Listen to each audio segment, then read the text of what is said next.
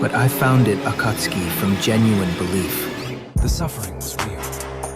What you did with it wasn't. You protected the machine that butchered your own family. That boy was still there after Rin died. You went berserk and forced a decision on both of us. I wasn't burying him, Kakashi. I was protecting him.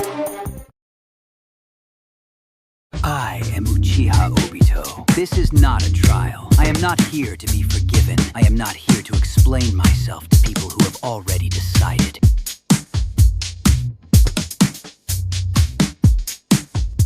The world was already broken. I just stopped pretending otherwise.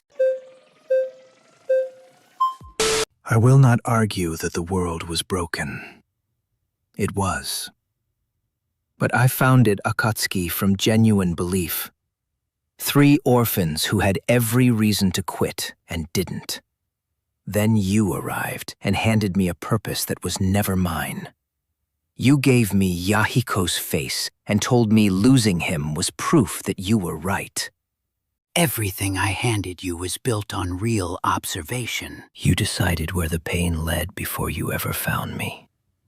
You built a path from my grief to your conclusion and called it guidance. Yahiko's belief was still there, underneath everything you built on top of me. Buried, intact. You failed to kill it. That is not your victory. That is your failure. The world killed Yahiko.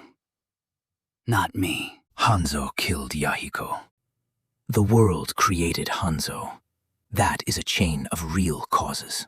Pain is not a blank check, Obito. You wrote the same check and spent it on everyone else's life. The world was broken. I agree. Then you can just go back to sitting in the corner doing your silent aura farming thing. The world handed us the same suffering, same broken world, same grief, same clan, same system. The suffering was real. What you did with it wasn't. You protected the machine that butchered your own family and called it loyalty. You want my hands to look like yours. If I'm also a monster, then your choices have company. I killed people I loved, served a village that never knew my name, got haunted by the same village I bled for. My hands aren't clean. I know exactly what I am. Then we're the same. No, you still need the world to be irredeemable to justify what you chose. I needed nothing. Accepting what you are. You massacred your clan and called it self-awareness. And you burned the world down for a girl who chose to die to protect what you loved about her. That's not grief, Obito. That's ownership. You don't get to reduce 20 years to one sentence. The strong ones are those who can accept their true nature. You never accepted yours. You just renamed it. And what is my true nature? Someone who loved deeply enough to destroy everything. You just never forgave yourself for it. So you made the world pay instead. The world I wanted to build was worth what it cost. I was a weapon before I could read. The village that made me spent years trying to kill me when I stopped being useful. I know what it is to look at the world and see nothing worth saving. Then you understand. I understand where you started. I don't understand where you decided to stop. I didn't stop. I just got honest. I got honest too. I called it clarity. I built an entire identity around the idea that my pain made me more real than everyone else. I was going to prove it by making them feel what I felt. So what changed? You got tired? I got seen. For the first time in my life, someone looked at everything I was and didn't flinch. And that was enough for you. One person sees you clearly, and suddenly the whole broken system deserves another chance. That's not clarity, Gaara. That's just loneliness with a happy ending. You had more than one person. Rin stayed. Kakashi stayed. Minato saw something in you worth investing in. Kushina treated you like you already belonged. Most people who fall the way you fell don't get even one reason to come back. You had 4, and you buried every single one of them under the same grief and called it inevitability. They deserved better than the world that made them. We both hit the bottom of the same well. I found Naruto. You found Madara.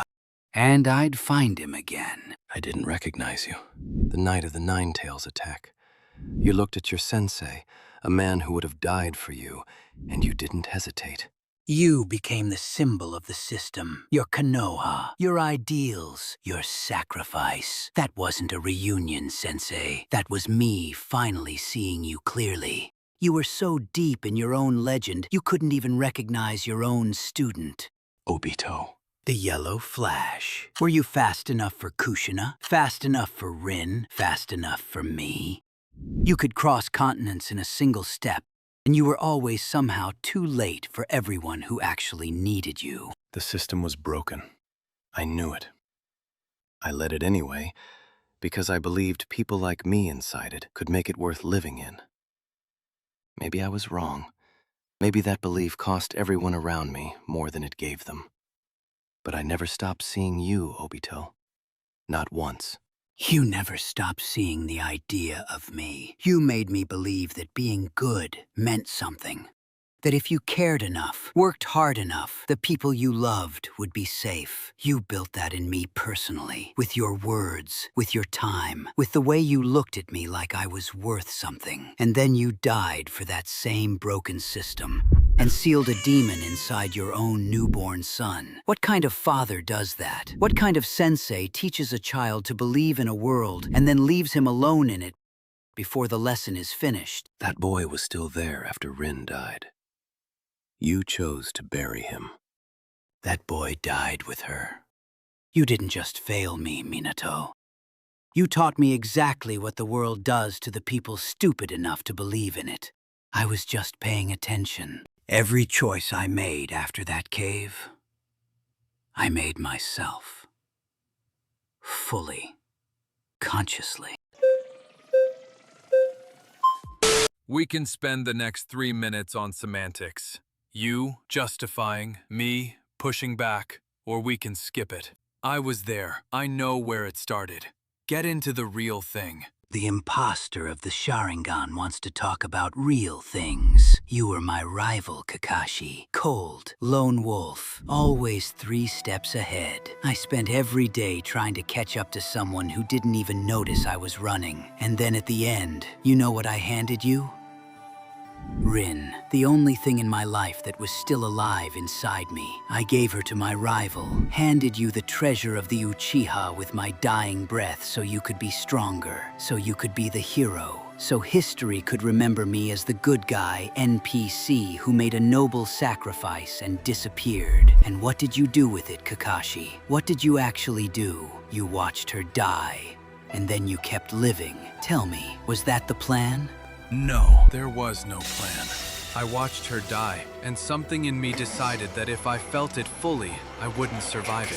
So I carried it the only way I knew how. Kakashi! I became what the village needed. I buried Obito and Rin so deep that on most days I could almost believe they were just names. You went berserk and forced a decision on both of us, then vanished. Planned a war, wore a mask, sold the world a dream built on everyone else's grave.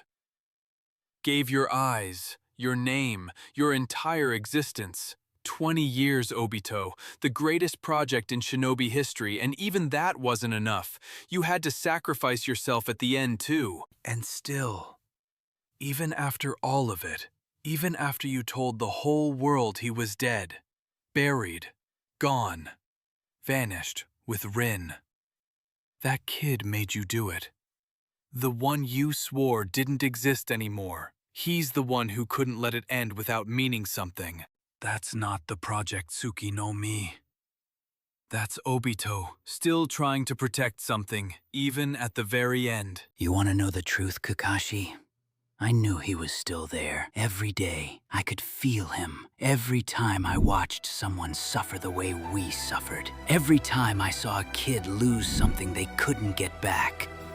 He didn't die with Rin. I just told him, if you come back, if you feel this, if you let yourself be that again, the world will find him.